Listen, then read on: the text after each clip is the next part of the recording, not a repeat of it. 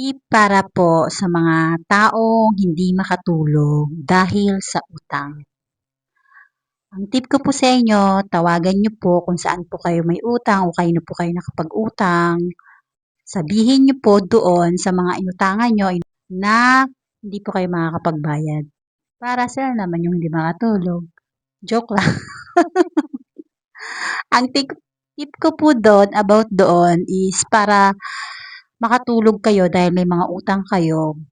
Magdasal lang po kayo. Magdasal lang po kayo sa Panginoon, magtiwala kayo sa Panginoon, lahat ng worries nyo, lahat ng iniisip nyo, lahat ng problema nyo, ibigay nyo sa Panginoon, ialay nyo sa Panginoon, at walang ibang makakasagot niyan sa mga problema natin is si Lord lang.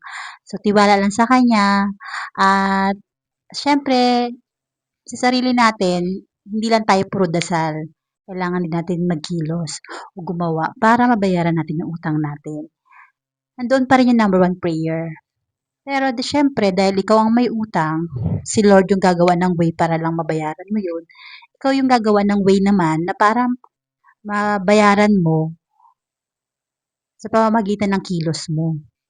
Yun po sa mga tip ko po na may mga utang, huwag po kayo mag-alala kasi lahat naman mababayaran.